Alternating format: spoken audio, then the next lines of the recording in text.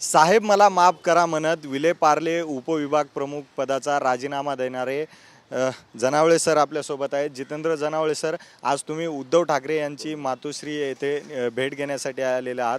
काल राजीनामा दिला होता, आज भेट घेताय, नेमकं कारण काय? नाही बघा, आजही आम्हाला मातोश्री आणि उद्धव साहेबांबद्दल नितांत आदर आहे आणि साहेबांनी आज मला बोलवलं आहे. तर साहेबांचा सन्मान कायम असणार आहे आणि मी आज साहेबांशी बोलायला आलो आहे. खरं तर उद्धव ठाकरे यांना मशाल चिन्ह भेटल्यानंतर पहिले तुम्ही होते ज्यांनी धगधगती मशाल त्यांच्या हातामध्ये दिली होती. मात्र त्यानंतर राजीनामा देण्यापर्यंतची एवढी वेळ का आली? नाही, कसं असतं बघा, उद्धवजींवर आणि पक्षावर माझा जराही राग नाही आहे. पण जे विभागीय राजकारण विभाग प्रमुखांचं चाललेलं, त्या राजकारणाच्या बाबतीत मी अतिशय कंटाळलेलो. माझी पूर्ण राजकीय कोंडी या लोकांनी या विधानसभेमध्ये केलेली, विभागामध्ये केलेली, एवढं मी लढलो, माझी नोकरी गेली, माझं घर गेलं, सर्व काय मला सोडावं लागलं. तरी पण मी जिद्दीने उभा होतो.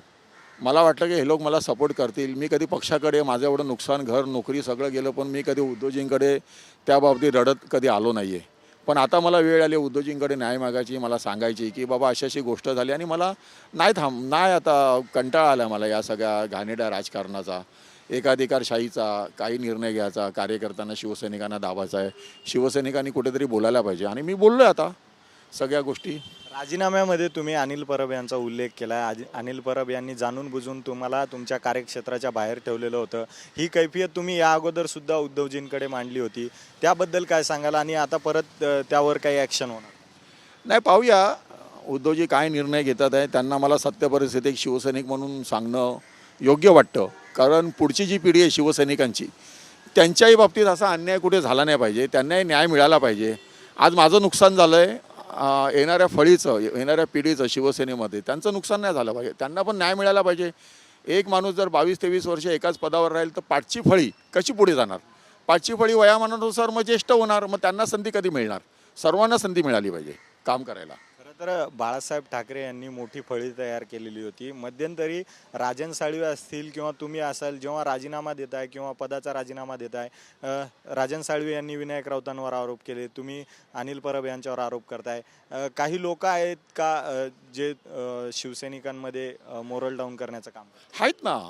मला तेच उद्धव साहेबांना सांगायचं आहे. कारण ही जी मोरल डाऊन करणारी टीम आहे ना, त्यांना कुठेतरी सरळ करणं गरजेचं आहे शिवसेना संघटना बांधणीच्या दृष्टीने. आणि तसं जर उद्धवजी करत नसतील तर मग सर्व गोष्टी चुकीच्या होणार आहेत. हे त्यांना पण आता दिसते. अख्खा महाराष्ट्र बघतोय काय चाललंय ते. आणि कुठेतरी थांबलं पाहिजे. माझी विलेपार्ले विधानसभा शिवसेना प्रमुख माननीय बाळासाहेब ठाकरे यांच्या हिंदुत्वाची विधानसभा होती.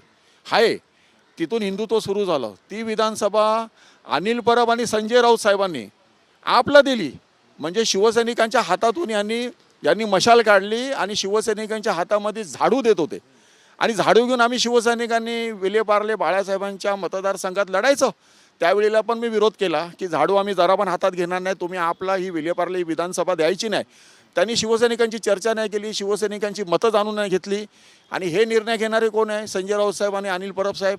की माझी विलेपार्ले विधानसभा, माझ्या शिवसेना प्रमुखांची विलेपार्ले विधानसभा यांनी आपलं दिलेली. नशीब आम्ही शिवसैनिक म्हणून मी उद्धव साहेबांना ही सर्व गोष्ट आम्ही सांगितली. आणि मी उद्धव साहेबांना त्यावेळी ठाम सांगितलं की साहेब, आमच्या शिवसैनिकांचा झाडू घेऊन प्रचार करायला आणि झाडूबरोबर काम करायला, आपबरोबर काम करायला आमचा विरोध आहे. आम्ही शिवसैनिक आहे, तुम्ही मशालीला ही विधानसभा घ्या, आम्ही लढू आणि जिंकू. तुम्ही मशालकडून एवढ्या दिवसाचं काम करताय, आता महानगरपालिकेची सुद्धा तयारी करताय, मागच्या वेळी तुम्ही लढलेले होते. अशा परिस्थितीमध्ये तुम्हाला हा निर्णय घेणं किती अवघड आहे? बघा, मला जर लढण्याची इच्छा असली, मी तिकिटीसाठी जर मला इच्छा असली असती तर मी थांबलो असतो. मला लढून जिंकणं हा विषय माझ्या वैयक्तिक पुरतं नाही आहे. कारण तो वॉर्ड मला लढवायचा आहे. तो वॉर्ड मला भाजपकडून काढून परत एकदा तिथे शिवसेनेला द्यायचा आहे, ही माझी तडफ होती. पण माझी तडफ यांनी लक्षात नाही घेतली. मला 6 वर्ष त्या विधानसभेमधून उचलून बाहेरच्या वॉर्डात टाकलं आहे. म्हणजे तुमचे मनसुबे काय आहेत?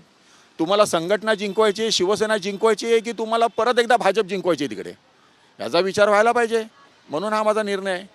आता राजीनामा दिलात, पुढची दिशा काय असणार आहे? चर्चा आहे की तुम्ही शिवसेना शिंदे पक्षामध्ये पक्षप्रवेश करणार आहात.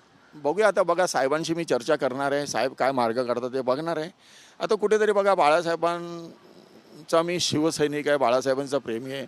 साहेबांच्या विचारासोबत चालणारा मी शिवसैनिक आहे. अनेक केसेस आहे माझ्या अंगावरती, बरेच केसेस आहेत. आज आम्ही कोर्टात जातो, आमच्या केसेस आम्ही स्वतः लढतो.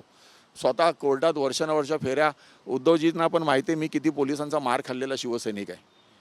पण आज आम्हाला बोलावं लागतं, कारण साहेबांना कळलं पाहिजे काय चाललंय ते. मार खाणारे शिवसैनिक, आज ही परिस्थिती आहे, ते मार खाणाऱ्या शिवसैनिकावरती नाही आली पाहिजे ही परिस्थिती. जेव्हा कोणी असा निर्णय करतो त्यानंतर त्यांच्यावर टीका होते की दबावामध्ये हा निर्णय घेतला जातोय, दबावामधून.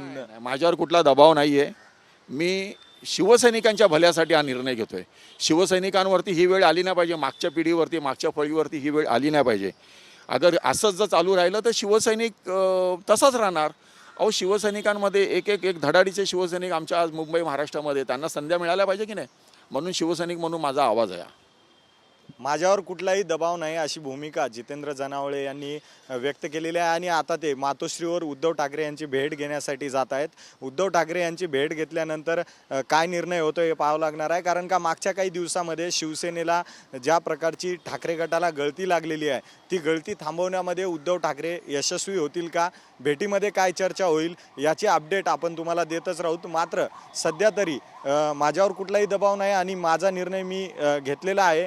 अनिल परब यांची तक्रार जितेंद्र जनावळे आता उद्धव ठाकरे यांच्याकडे करणार का हे आपल्याला पाहावं लागणार आहे. कारण का राजीनाम्यामध्ये त्यांनी साहेब मला माफ करा म्हणून अनिल परब यांच्यावर सुद्धा टीका केलेली होती की जाणून बुजून मला कार्यक्षेत्राच्या बाहेर ठेवण्यात आलेलं आहे. आत्ता TV9ला बोलताना त्यांनी संजय राऊत यांच्यावर सुद्धा टीका केलेली आहे की आपच्या झाडूला मशाल हातातली सोडून झाडूला विलेपार्ले देत होते.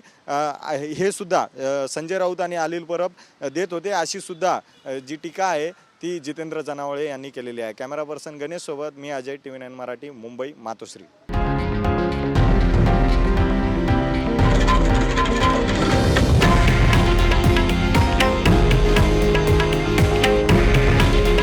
हे आहे देशातील नंबर 1 न्यूज नेटवर्क आणि आपण पाहत आहात TV9 मराठी.